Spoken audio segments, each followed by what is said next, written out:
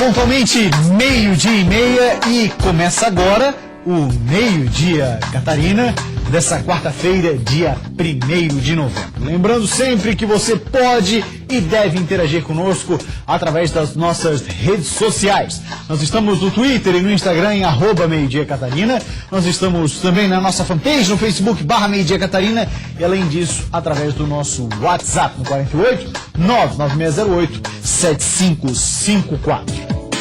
Muito bem, já está em andamento a Operação Finados da Polícia Rodoviária Federal em Santa Catarina. O feriadão terá fiscalização intensificada já próximo a alguns cemitérios. Durante a manhã, a movimentação foi intensa na BR-101 na Grande Florianópolis, com filas em direção à Ilha de Santa Catarina. Mas, segundo a Polícia Rodoviária Federal, durante esse feriadão o maior fluxo de veículos deve ser no sentido inverso. Diferente das outras operações em que o fluxo de veículos é maior rumo ao litoral do estado, neste feriado a maior parte dos deslocamentos deve ocorrer em direção ao interior. Por isso, são muitos os trechos que requerem mais atenção. A gente tem uma pulverização desse movimento, um aumento desse movimento em diversos locais do estado. Claro, vai ter um aumento também em locais turísticos, no litoral, pessoas que vão aproveitar esse final de semana. Mas não vai ser somente isso, vai haver essa pulverização desse movimento. A fiscalização deve ser intensificada em locais com histórico de acidentes frequentes e próximo aos cemitérios, já que muitos estão localizados às margens das rodovias federais. Para esses trechos onde deve haver movimentação de pedestres, a PRF pede que os motoristas estejam atentos e reduzam a velocidade para evitar atropelamentos. Além disso, reforça outras recomendações. Planejar sua viagem, dirigir com calma, evitar ultrapassagens indevidas, evitar o excesso de velocidade para os locais, não misturar álcool e direção, evitar falar ao celular ou utilizar aplicativos de celular, que tem sido uma causa de acidentes cada vez mais frequente, e, de maneira geral, dirigir com calma. A movimentação nas rodovias deve ser mais intensa hoje, entre 2 da tarde e 10 da noite, e domingo, durante a volta para casa, entre 4 da tarde e 10 da noite. Muito bem, nesta safra, a produtividade de soja em Santa Catarina, deverá ultrapassar os maiores produtores do Brasil. Aumento na área plantada, clima e a valorização no preço do produto na hora da comercialização. Esses foram os fatores que auxiliaram no aumento da safra de soja desse ano. De acordo com dados da EPAGRE, de 2012 a 2016, a produtividade passou de 2,4 kg por hectare para mais de 4 quilos. Destaque para a região de Campos Novos. Essa foi a maior evolução de todos os estados produtores de soja do país. Nesta safra, o crescimento nas lavouras aumentou 6% e a produção deverá ultrapassar os 706 mil hectares, somando 2,6 milhões de toneladas. Muito bem, vamos falar agora sobre saúde. O uso de hormônios da tireoide sem orientação pode causar sérios prejuízos para a sua saúde. O alerta vem pois aumentou a procura por esse tipo de medicamento na busca pela tal perda de peso. A Maria usou hormônios na década de 1980 para emagrecer. Era comum, os médicos receitavam porque achavam que o ganho de peso tinha a ver com uma tireoide preguiçosa. Porque quando a glândula não funciona bem, causa dificuldade de concentração e memória, desânimo, inchaço e cansaço. A Maria emagreceu, mas descobriu depois outras complicações, como um cisto, por exemplo. Eu acho que ele tinha que ter me dado a opção. Falou, olha, tem um remédio que nós estamos experimentando, pode ter alguns efeitos colaterais. Muitos pacientes relatam que usaram o hormônio da tireoide, mas não precisavam ter usado. Há 3 anos, mais ou menos, um médico receitou o hormônio T3 para a Jaqueline, que é um hormônio que acelera a queima de gordura. Só que a Jaqueline começou a ter taquicardia e insônia. Ela teve que parar com os medicamentos, fez exames e aí sim descobriu que estava com problema na tireoide, que ela não tinha antes. Fui buscar uma ajuda para perder peso e olha o que acabou resultando. Perdeu peso, pelo menos? Cheguei a perder, mas não valeu a pena porque tive todos esses problemas e parei com medo. A doutora Maria Fernanda explica que se a tireoide funciona bem e o paciente tomar os hormônios sem necessidade, os medicamentos é que vão causar o hipotireoidismo, que é a desaceleração do funcionamento da glândula. Consequentemente, o metabolismo dela não vai em frente. Ela começa a apresentar aumento de colesterol, principalmente, e muitas vezes ela não retoma a função adequada. E aí realmente a gente diagnostica que ela passou a ter uma doença permanente. O hormônio T3 já não é mais fabricado no Brasil, mas pode ser manipulado. Já o T4, ele pode ser encontrado nas drogarias sem a necessidade de ter que apresentar a prescrição médica. Eles são os responsáveis pela saúde das células e órgãos. São considerados vitais, já que controlam o metabolismo e a temperatura corporal. Mas em caso de ingestão não necessária, os hormônios causam taquicardia, insônia, sudorese, desidratação e até psicose. Eles conseguem aumentar o metabolismo em até cerca de 40%. Então, com isso, eles levam um emagrecimento rápido, porém às custas de efeitos colaterais. E o mais importante seria, então, a arritmia cardíaca, que pode levar até a morte. Muito importante que os pacientes prestem atenção e que não façam uso dessa medicação de forma inadequada. Na verdade, essa busca pela perda de peso, pelo corpo ideal, todo o ser humano sabe o que faz bem e o que faz mal, né? Na alimentação, especificamente falando.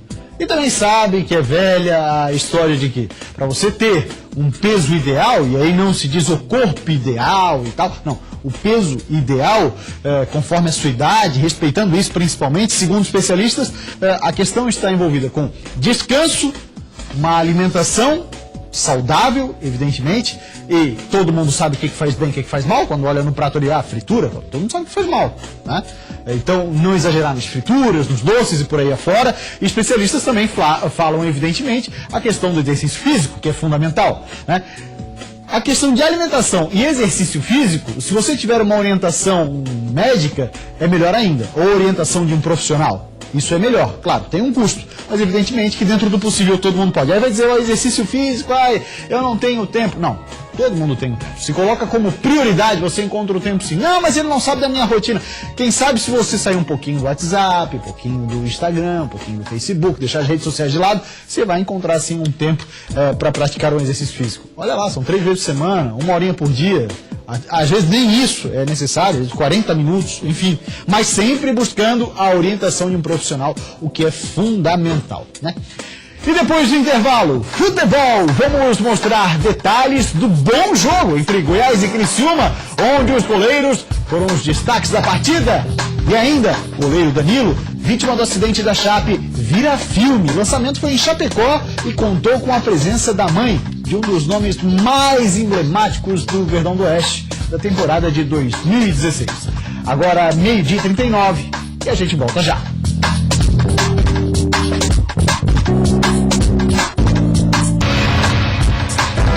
Voltamos com o Meio-Dia Catarina, abrindo espaço para quem interage conosco via WhatsApp. A mensagem chega. Grande Gustavo, manda um abraço para minha mãe, a Madalena, Dona Madalena. Obrigado pela sua audiência. Está dizendo assim, abraços para você e hoje eu estou filando o almoço aqui com ela, diz o Edu, que ainda colocou, te amo. Deve ser para a mãe, eu imagino. Se é para mim, também te amo, Edu. Obrigado pela sua audiência, tá bom? Olha só, uma informação que é bem importante para amanhã. A Prefeitura Municipal de Florianópolis, através das empresas de ônibus, anuncia que terá horários extras para os ônibus que circulam próximos aos cemitérios. E além disso, né, a gente chegou a noticiar aqui mesmo no Meio-Dia Catarina que as empresas de transporte coletivo, por conta de uma decisão da Justiça, enfim, que era uma multa e tudo mais, elas estão obrigadas amanhã a transportar os passageiros de maneira gratuita. Isso porque não houve o cumprimento mínimo, segundo o entendimento da Justiça, numa das paralisações, onde deveria ser mantida o funcionamento de parte da frota, o que não aconteceu. Então, por isso, resumindo, amanhã, ônibus gratuito para toda a população, isso aqui em Florianópolis, tá certo? Então, você que precisa usar o transporte coletivo, amanhã, né, uma boa oportunidade para fazer uma economia e, além disso, para utilizar o transporte coletivo, deixar o carro em casa, fazer uma economia também. Bom, agora de Série B do Campeonato Brasileiro, a 33ª rodada, nós tivemos ontem a abertura dela.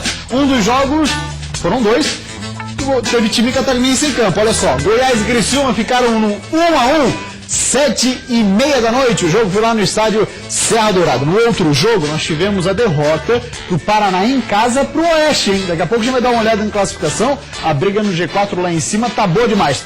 Antes, vamos dar uma olhada como é que foi esse jogo. Uma boa partida com bons lances e destaque principalmente para o goleiro da equipe do Goiás e também para o Luiz, o goleiro do Criciúma. O primeiro lance de perigo foi nesse voleio de Carlos Eduardo. Luiz defendeu.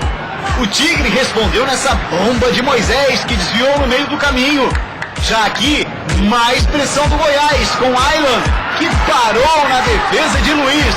Na sequência, Andrezinho tentou, mas a zaga salvou para o Tigre. Já no segundo tempo, Aylan novamente é parado por Luiz. Silvinho partiu em velocidade.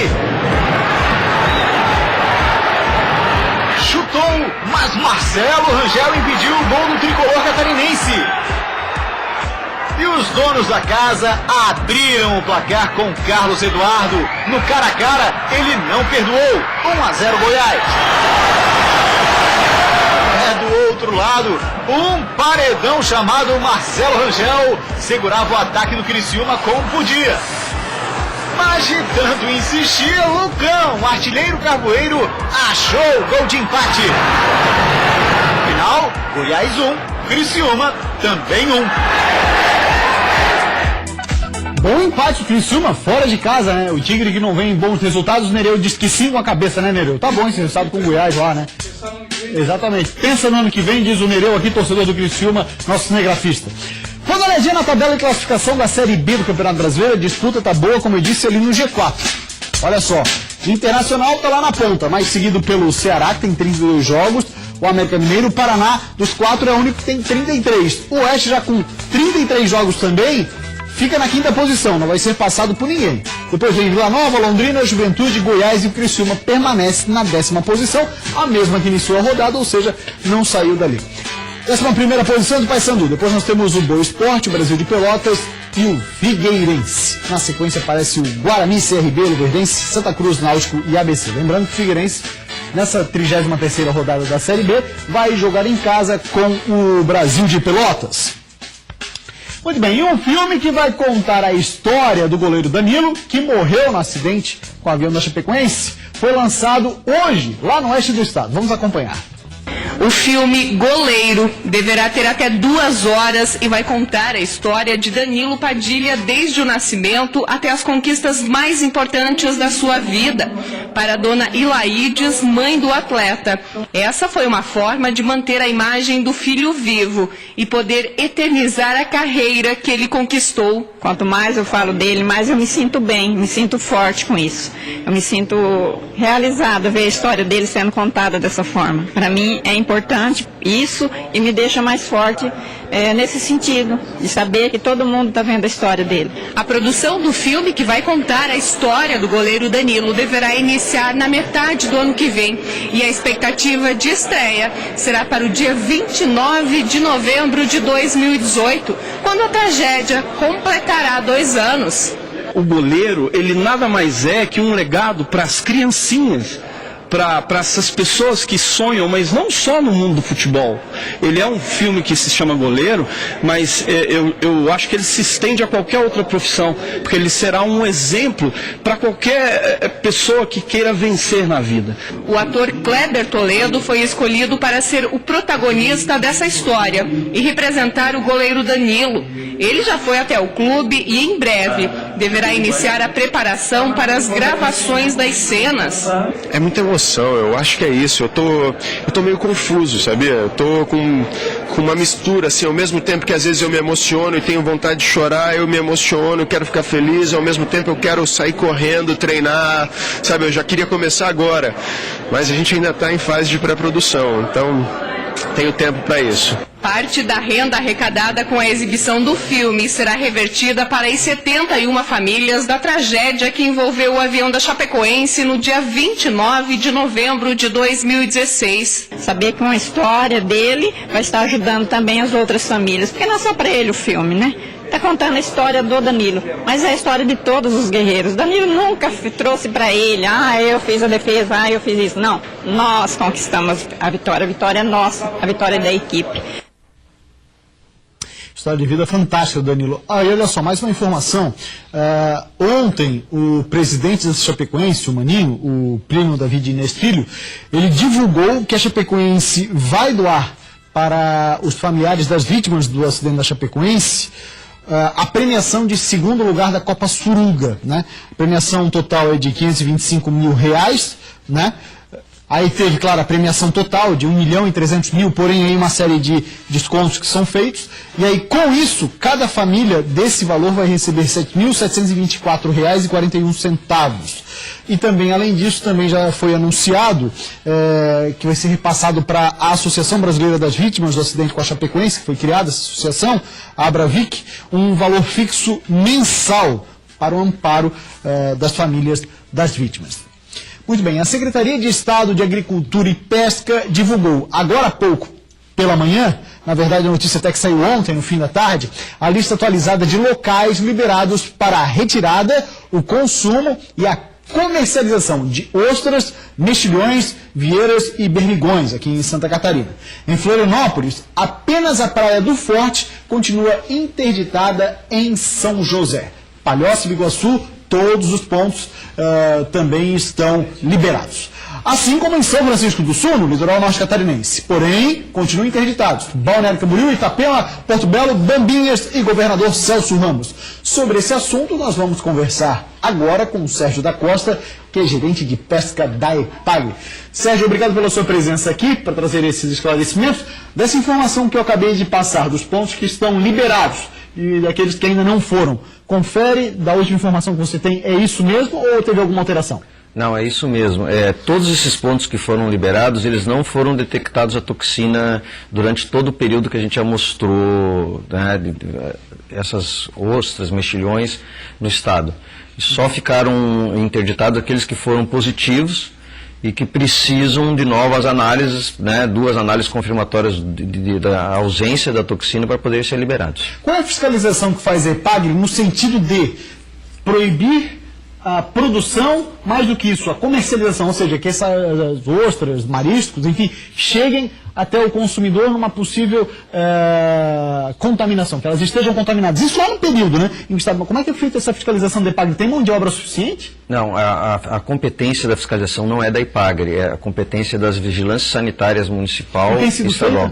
Sim, foram feitas, porque, inclusive, principalmente nos restaurantes, né? Então o pessoal houve, inclusive até no mercado público, houve, porque existia a possibilidade de comercializar produtos retirados anteriormente à interdição. Certo. Mas isso, o comerciante teria que comprovar isso, ter uma forma de comprovar através de nota fiscal, da própria GTA. Então, a fiscalização ocorreu, e em alguns produtos, em determinados momentos, foram até apreendidos, mas isso é um papel da vigilância sanitária municipal e estadual. Eu sei que também não é muito de competência da EPAGRE, mas vocês tiveram a notícia de alguém que foi infectado ou que teria passado mal, ou chegado, por exemplo, no pior estágio, quando há a questão de paralisia até a morte, não? Não. É assim, primeiro a gente teve até a reunião com a Vigilância Sanitária Estadual, conversamos sobre essa questão, se havia ocorrido algum caso, não houve nenhum caso, porque essa interdição ela ocorreu de forma preventiva. No primeiro momento que foi detectado, se interditou todas as áreas, inclusive para a gente ter a certeza de que outras áreas não estariam contaminadas, né? Então não temos nenhuma notícia, né, desse tipo de caso.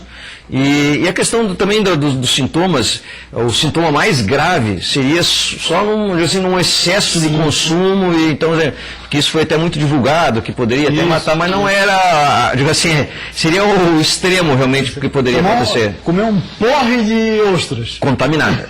Contaminada. Teria que estar contaminada. Tá. E um outro detalhe, porque as pessoas agora, quando sai esse tipo de notícia, ficam, de certa maneira, alarmadas, né? Ficam preocupadas.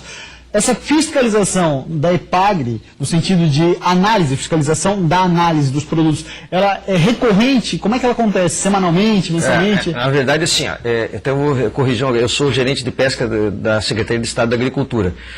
Hoje, quem é o órgão responsável pelo monitoramento é a SIDASC, que nós temos, através da Secretaria da Agricultura e da SIDASC, um programa estadual de monitoramento higiênico sanitário de moluscos. Ele é permanente.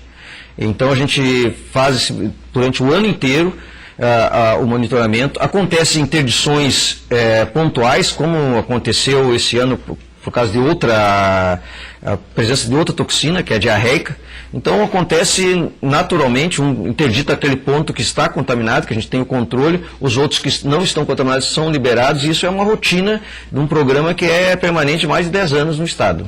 A EPAGRE, então, não tem absolutamente nada a ver nessa situação? Neste caso, não, porque a EPAGRE foi o que criou, fez a pesquisa toda e que, inclusive, digamos assim, desenvolveu esse processo de monitoramento, e a atribuição mesmo é da SIDASC, que ela é a responsável pela defesa sanitária animal. A EPAGRE não está envolvida? Neste caso, não, só na divulgação das informações. A EPAGRE, através dos extensionistas, divulgam, né, as informações. Até na hora quando nós temos um comitê higiênico sanitário de moluscos na Secretaria da Agricultura, a EPAGRE faz parte, assim como outras instituições, ou a vigilância sanitária do município, o Ministério da Agricultura, e ali a gente define algumas questões, principalmente na parte de normatização desses programas. Certo. Uma vez em que a Secretaria de Estado de Pesca tem a gerência da EPAGRE, a gente imagina que você trabalha em conjunto, né? Com certeza, não. Eu sou funcionário da EPAGRE, estou à disposição da Secretaria de Agricultura, 32 anos funcionário da EPAGRE. A gente tem uma parceria muito forte, a EPAGRE, a SIDASC, então todo esse trabalho é feito em parceria e em conjunto, com certeza. Então, a população nesse momento pode ficar tranquila naquelas questões que estão sendo comercializadas, naquilo que está sendo comercializado, está liberado pelo Estado? Sim, com certeza. E, inclusive, assim, até para reforçar, porque essas áreas que foram liberadas, elas não sequer tiveram a presença detectada. Foi de forma preventiva que a gente, até para garantir realmente, para nós também termos segurança de que não ocorreria nenhum problema para a saúde pública, né?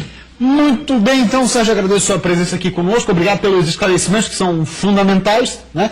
E que a população agora possa consumir a sua ostra, o seu marisco, né? Que é tão bom o consumo, e também principalmente para os produtores, eu imagino.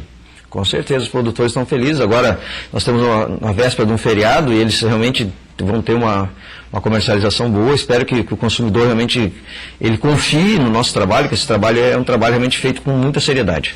Muito bem, e a seguir, complexos prisionais do Estado são interditados. Em ambos, foram dois, viu? Foi constatada a superlotação. Agora, 12h56, e a gente volta já.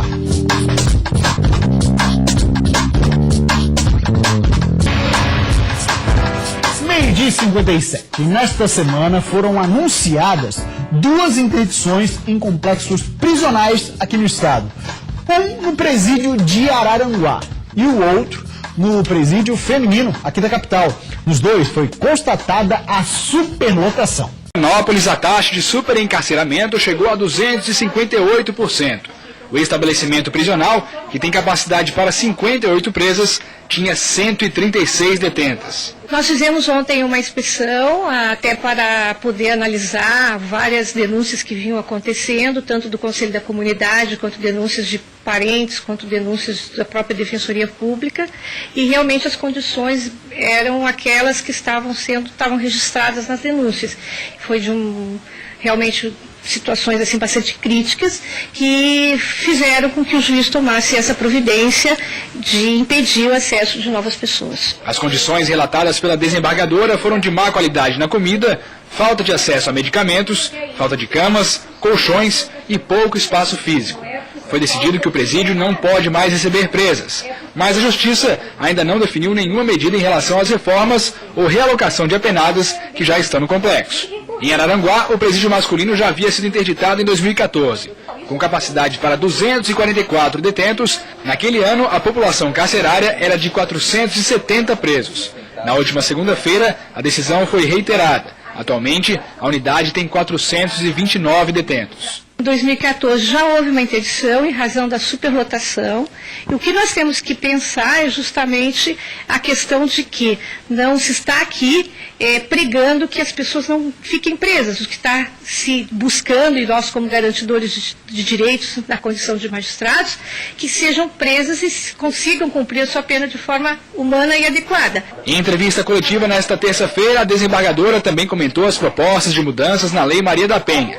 Um dos novos artigos concederia a delegados o poder de aplicar medidas protetivas de urgência contra agressores. Para os magistrados, o artigo em questão é inconstitucional. A magistratura entende como um todo que é inconstitucional, que o delegado de polícia não teria essa atribuição de definir medidas protetivas de urgência, e isso é especificamente uma atribuição do magistrado, e na realidade seriam tão somente duas medidas protetivas, que seria a não comunicação com o agressor e a não aproximação com a vítima. E essas situações nós podemos muito bem equalizar, já que existem outras medidas protetivas, junto com o deferimento judicial, que é feito de uma forma bastante eficaz e bastante rápida. Muita gente vem descobrindo o prazer de cultivar o próprio alimento, mesmo morando em grandes cidades. A procura por esse tipo de atividade está gerando novos negócios. Cuidar da horta na área externa do apartamento é uma terapia para o Guilherme. A vida é corrida, né? A gente tá sempre correndo, aqui é o tempo que o cara tira para dar uma relaxada, né? Aí vai, vem, mexe a mão na terra. Ele aprendeu a cultivar os próprios alimentos com o pai e agora ensina o filho. O Fernando tem só 3 anos e olha ele aí, plantando sementes de rúcula. Aqui tem salsa, cebolinha, tomate, alecrim, manjericão. A hortinha mobiliza toda a família. A gente faz tudo em casa, desde os molhos, da salada e da comida. A gente já se acostumou assim, a gente já nem gosta mais do outro estilo de comida. As hortas urbanas têm cada vez mais adeptos e isso movimenta o mercado de plantas. Aqui nesta floricultura, as mudas de chás, temperos e verduras estão entre as mais vendidas. Não faltam opções. O desafio é fazer as plantas crescerem. Este engenheiro agrônomo não recomenda o uso de esterco de animais devido ao risco de contaminação dos alimentos. A melhor opção é usar terra adubada. Não tem perigo de contaminação e nem perigo de cheiro ruim dentro de casa, que muitas vezes o esterco pode trazer cheiro ruim para dentro de casa. A Adriana veio escolher os temperos para cultivar dentro do apartamento. É a segunda tentativa de ter uma horta em casa. Tentei na cozinha, mas como não pega sol, não vingou. Agora eu vou tentar pôr na sacada interna que eu tenho no meu apartamento. Vou tentar pôr perto da sala. E para quem não tem a menor habilidade para lidar com as plantas e com a terra, já há serviços de consultoria. Vai na casa das pessoas, analisa o espaço, analisa o que as pessoas gostam de comer, qual a quantidade que elas necessitam. Muito bem, meio-dia, Catarina, dessa quarta-feira vai ficando por aqui para você. Uma ótima tarde e nós voltaremos amanhã. Isso mesmo, feriado de finados, estaremos aqui ao vivo. Até lá. Um grande abraço.